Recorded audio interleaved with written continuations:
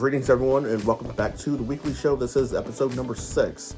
My name is Jay, and we're going to dive right into it, starting with the top 5 from this past weekend, February 6th through February the 8th. Going right into it, so the number one movie from this past weekend is, of course, Send Help. Send Help brought in a total of $9 million. In second place is the movie Solo Mio, which had a total gross of $7 million. In third place, we have the movie The Iron Lung, that brought in $6 million. In fourth place, we have Stray Kids, The Dominant Experience, which had a total gross of $5.7 million. And rounding out the top 5, we have Dracula. Dracula ended up bringing in a total of $4.4 million. So my thoughts on the top 5. First, obviously by the totals, it was unfortunately another slow weekend at the box office. I believe weather, when it comes to the cold, definitely had a lot to do with it. Another factor was obviously the big game that took place this past Sunday. So that obviously dropped attendance even further for movie theaters, Sunday afternoon into the evening hours. And then obviously the third factor was, the product, what type of movies were available and released that could bring audiences in or keep them away, depending on which way you look at it. So that's my first take on my thoughts on the top 5. Second thing is the brand new movie, Strangers Chapter 3.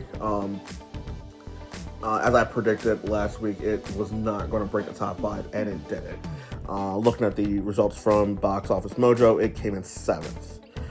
So my opinion is that headed into the upcoming weekend, due to, how horror movies perform in their second and third week, and the fact that, the Strangers trilogy has not been popular at all, it's going to probably drop out of the top 10. I think I'll probably land somewhere around 12th, maybe 13th. So we'll definitely keep an eye on that, just for the curiosity standpoint. Speaking of Strangers Chapter 3, I had a chance to watch the movie, and it was bloody and gory. So obviously for those that enjoy those types of visuals, unfortunately it was more of the same. It follows the same trend of horror movies, where if you've seen one, you've seen the rest, basically. And for me, it also lacks a creative direction, and it doesn't take a whole lot of risks. It's just it just feels like just a typical slasher film, basically. Didn't do enough to wow me and want me to go see it, over and over and over again. So rating this movie, I'm going to have to go D-. And honestly, D- might be a little generous. So when I did reviews on social media, on Facebook, when I was writing out my reviews, when Strangers Chapter 2 came out, I actually rated that one an F. So, but yeah, Strangers Chapter 3 is unfortunately nothing to write about, in my opinion. And with that, we're going to move on to the movie news. So here we are with the movie news. For those that were a fan of, the Mummy franchise, the ones with, Brendan Fraser in it, everyone loved the first Mummy movie. The second one I also enjoyed. I enjoyed the second one. The third one was divisive. Didn't have a lot of fans. So fans have been, wondering and thinking, hey, what if there is a fourth Mummy movie, and this time, Brendan Fraser not only returned, but what if Rachel Weisz returned as well? That dream is apparently now a reality, as it was announced Mummy 4 is happening. there was speculation and rumors going around online, but recently it has been confirmed. It's been confirmed by the major news outlets. It's been confirmed by Universal Studios that Mummy 4 is indeed happening. They have a release date in mind for May 2028, and Brendan Fraser and Rachel Weisz are both returning to reprise their roles. So this is very exciting news. I know last fall was when the rumors started going around, and I believe it was during a press screening or something that I know a lot of people were trying to get the scoop on it, but obviously, the actors and actresses cannot talk about it. When the actors and actresses agree to do these projects, they do have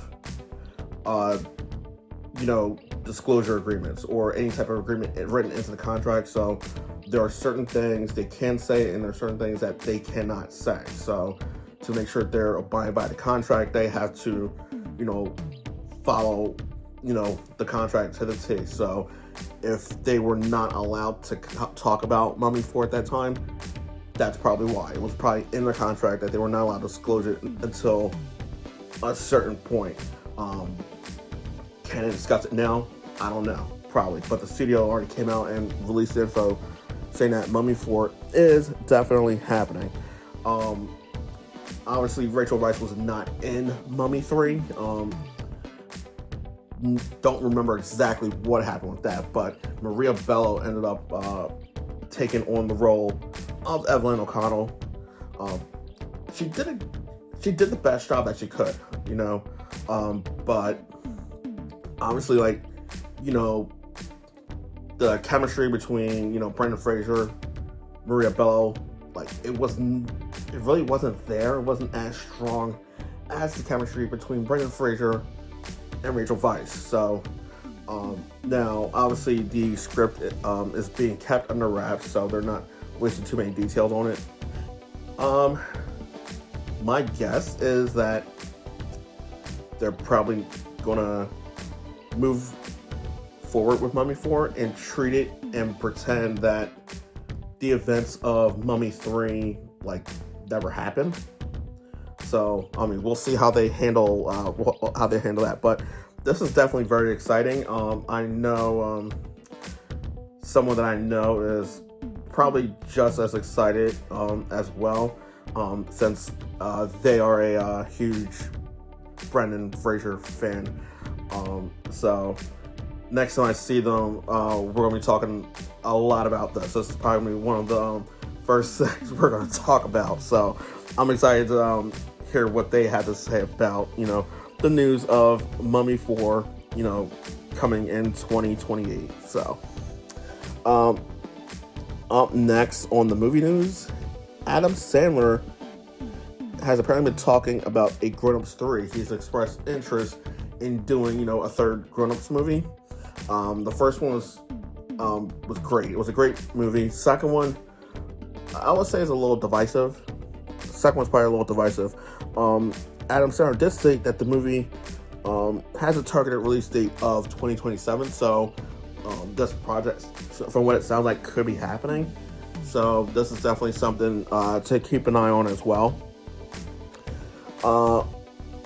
Next piece of movie news is obviously the big game was this past Sunday. And as always, commercials were pretty divisive. But the standouts as far as commercials were actually the movie trailers / teasers.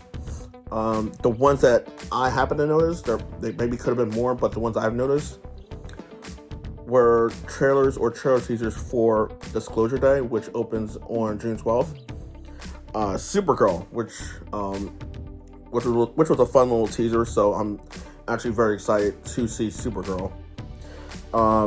Minions and Monsters. The next one was the Super Mario Galaxy movie, and then Project Hail Mary. So, as far as excitement level, the one I'm excited to see the most is Supergirl, followed by Disclosure Day. Disclosure Day, we have an idea what it's about, but not too much. Again, it's a Steven Spielberg movie, so more and more will probably be revealed as we get closer to the release date. So, let's see. And then the final piece of movie news. Unfortunately, this is actually a sad piece of movie news, is that, unfortunately, James Van Der Beek, who's well known for playing in Dawson's Creek, and as well as obviously Varsity Blues, he unfortunately passed away due to a years-long battle with cancer.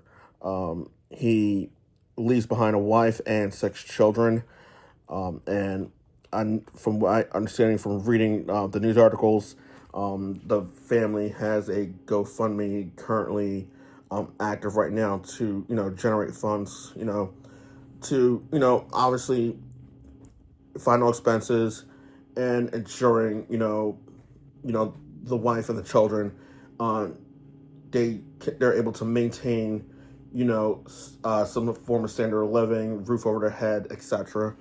And then, as I mentioned, James Van Der Beek, he starred in Dawson's Creek, he starred in Varsity Blues.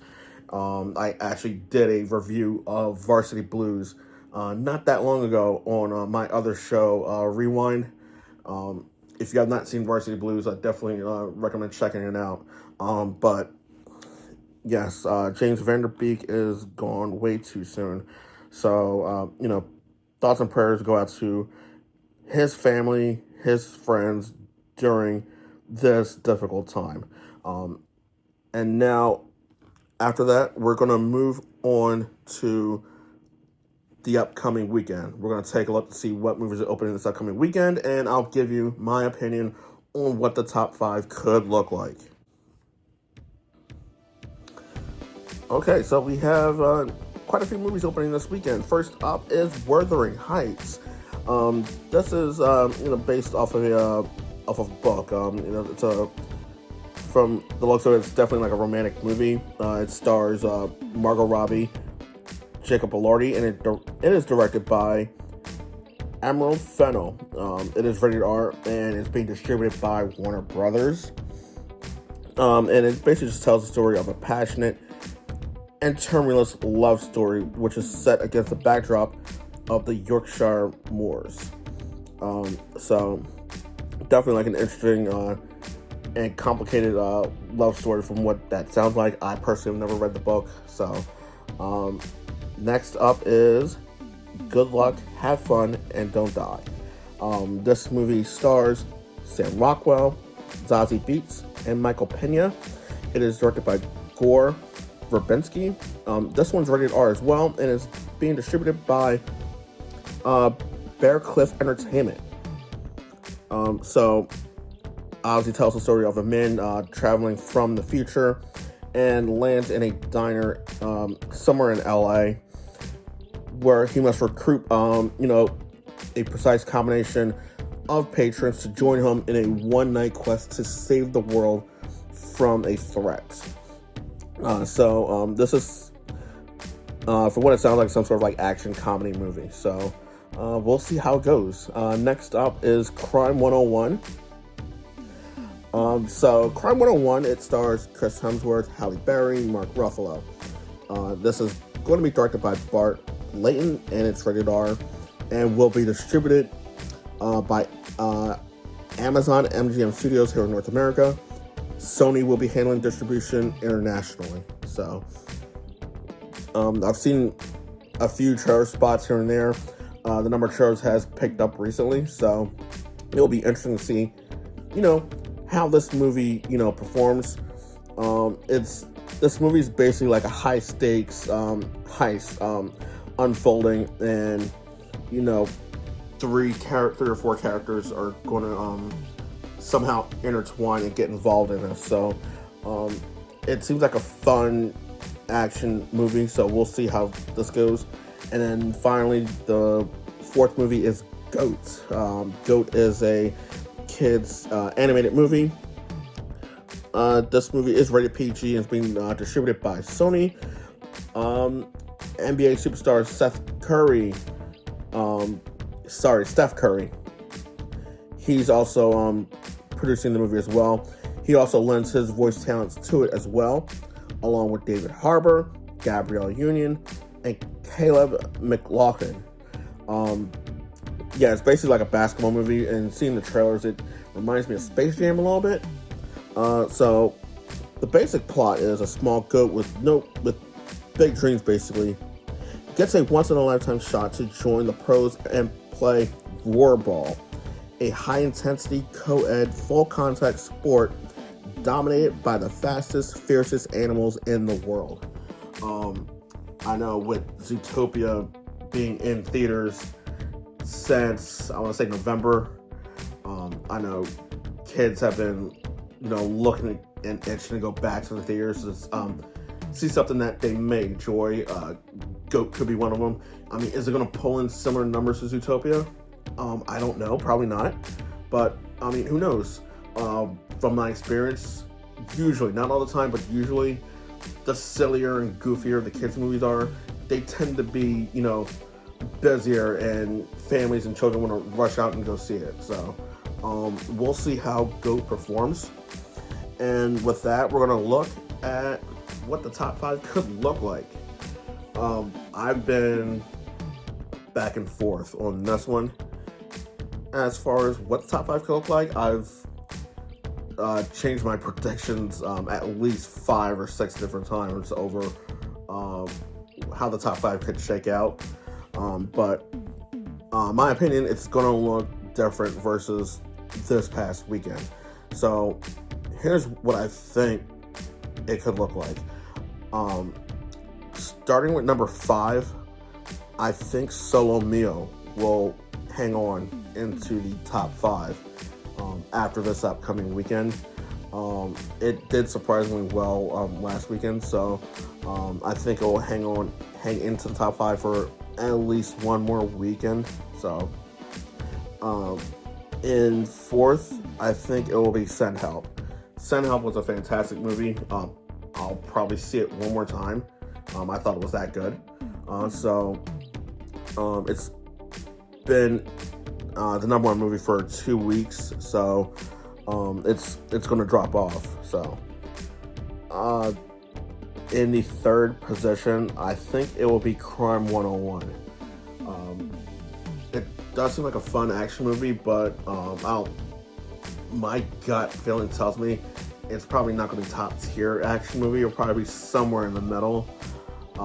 And Crime 101 opening on Valentine's Day weekend, that's interesting. So we'll see how that does.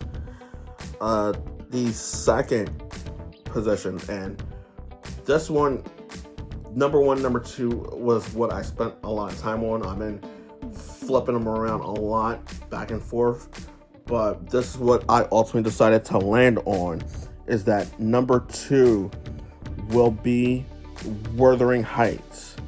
Wuthering Heights, I know, is based off of a book, so we will see how that does. Now, usually, most times, studios usually don't follow books or comic books, video games, etc. They usually don't follow them exactly to the T. They usually change some stuff around, so I think Worthington Heights will come in 2nd place. And my opinion, the number 1 movie after this upcoming weekend, I believe, would be the movie Goat. So kids movies are usually busy majority of the day. Friday, I think it will be busy early evening hours, and then it will drop off.